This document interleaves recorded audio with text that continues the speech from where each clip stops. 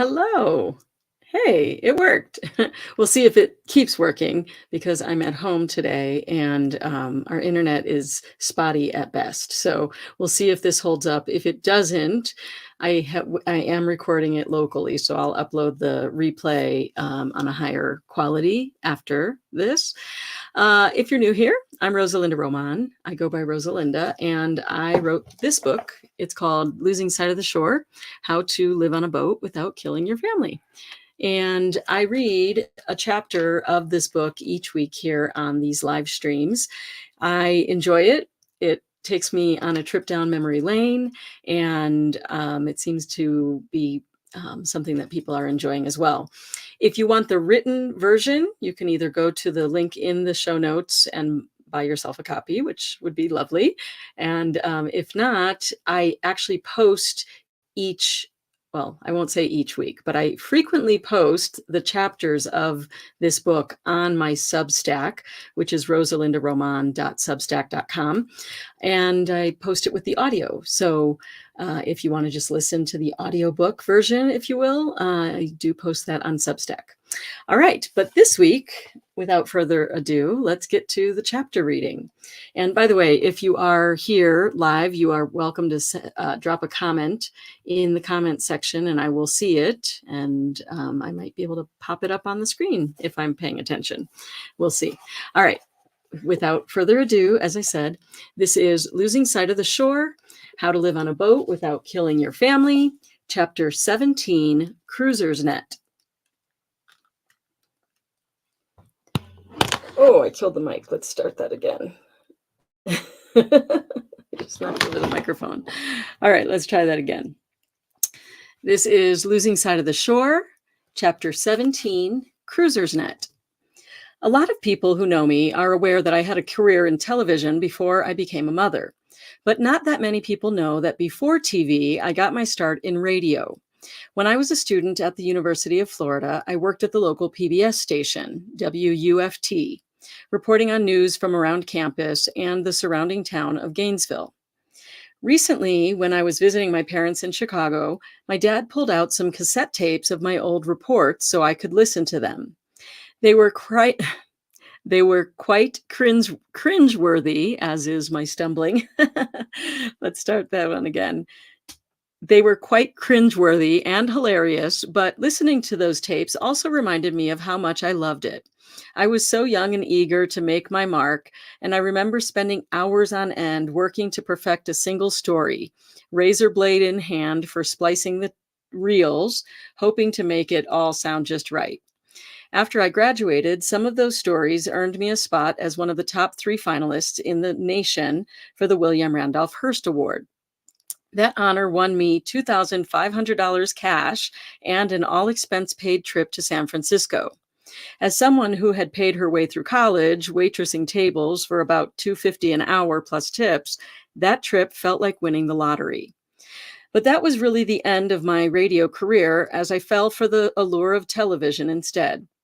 All the cool kids went into television, and I wanted to be cool. I followed that career path all the way from my first job in WCTV's bureau in Valdosta, Georgia, to KVIA in El Paso, Texas, to WTVT in Tampa, Florida, to KOAT7 in Albuquerque, New Mexico, and to Fox 10 in Phoenix, Arizona, and finally to main anchor at KION 46 in Monterey, Salinas, California. That television news journey was quite a wild ride, which helped shape me into the very well-spoken, not stumbling at all person that I am today. But those experiences showed me that television is an insatiable beast and was not sustainable for me as a traveling, boat schooling mother of 3. Yes, I continue some video work through my personal brand, New Mexicast, and the offshoot New Mexicastaways, but moving onto the boat meant a lot of downsizing and right-sizing, which brought me back to my first broadcasting love, audio. Throughout our adventures on the Dawn Treader, I returned to my radio roots by recording audio podcasts along the way. It has been joyful and freeing for me to rediscover that part of myself, and I'm grateful for an easy way to document our family's journey. The spoken word and natural sounds that surround us have always been like music to me and are a big part of how I connect with the world. I love nothing more than sitting around a table or campfire and hearing people share their stories. Throughout my broadcasting career, conducting interviews was always my favorite part. I think it was this love of the spoken word that drew me to some communities more than others when we lived on our boats. While most places we went to used VHF radios as little more than a tool to communicate with boats in their harbors, a few communities used it in a way to help people connect. My two favorites with these cruisers nets, as they call them, are Hopetown and Georgetown in the Bahamas. While the format will vary from place to place, the general idea of a cruiser's net is to create a hub for people to share their plans, promotions, and concerns. Generally, they're considered controlled nets, which means there is a host, or to use a broadcasting term that might get confusing in a marine environment, an anchor, who keeps the conversation flowing smoothly and on track. Along with calls for community announcements, weather, and passage reports, new arrivals and departure announcements, and emergency traffic, the host calls for any cruiser in need of help to share their requests with the listening audience. For the local businesses, it's a chance to let cruisers know about their specials and special events. For the cruisers, it's a chance to feel welcomed and more easily engage with a new community. For this old broadcaster, the Abaco Cruisers Net offered even more. From the time we arrived in Hopetown, I had been listening to the net religiously, looking for social opportunities for the girls and me. Well, Ahava and Ziva would get annoyed that they had to be quiet during the half hour or so that the net was on. They were usually pretty good because they knew Mommy loved it. A few times when the regular host had some other obligation, they would announce that they were looking for a fill-in host. Each time I heard that, I thought, I should do that. But then I would get embarrassed and stop myself from calling in. Finally, toward the end of our stay in Hopetown, I heard the host again mention they were looking for a fill-in host. Knowing it was now or never, I gathered up the courage to call in. To my amusement, they said, sure, and sent me the outline of the script I would be working from. Immediately, I whisked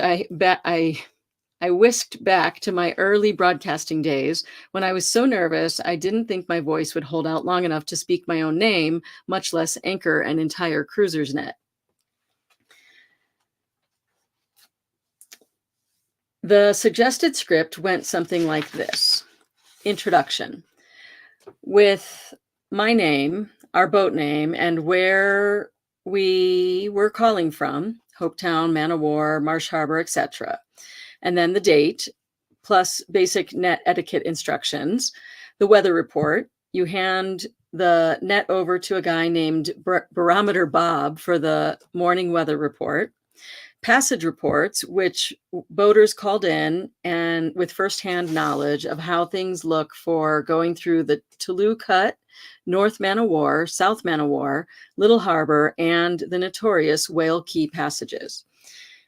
Then there's emergency email, where any urgent messages are shared, community announcements, including a reminder that volunteers are needed to anchor the net, invitations where businesses share upcoming specials and activities, open mic sessions, including questions, celebrations, or comments, new arrivals where people new to the Abacos can introduce themselves, departures, a chance for people leaving the Abacos to say goodbye, and then a weather recap, which is just a quick weather recap, and then closing. With the script in hand, I picked up the mic to do a live audio broadcast for the first time since becoming a mom. I had butterflies in my stomach, but also felt confident that as I ran the net that day. Not quite the audience size I once had in my mainstream media days, but far more meaningful to me because it not only connected me to the people listening to the Abaco Cruisers Net that day, but also reconnected me to a long-lost part of myself, the part that loves the spoken word and the way a simple audio broadcast can really bring people together. And that is Chapter 17, Cruisers Net, of Losing Sight of the Shore. and I did a lot of stumbling, and that's okay. I am learning to not beat myself up and to not be a perfectionist. I actually started doing a daily a daily video every day in May on my Substack. So if you do go to my Substack, look for the notes section, and I've been posting videos. I have missed a few days because I actually went to a business conference in Nashville, and I also went to see my family in Chicago and watch my niece Leah graduate, which was really cool. But anyway, if you go, you'll see the main section on Substack, but also in the notes section, you'll see at least, I think I have like 20 some videos already. So I'm proud of myself for showing up. It's a mix of just whatever's going on that day, some of our boat preps, when we sold the camper, my car, videos like that. And then a few tips for people who are on Substack, how to do video on Substack, since that was my background. I hope you'll check it out, rosalindaromán.substack.com. I'm telling you this here because I haven't been very good about promoting things. And that's what I learned at that business membership, that I need to start sharing the work that I'm doing. So thank you for being here to see this work that I'm doing. And I hope you have a fantastic week. I'll see you again next week. Take care. Bye.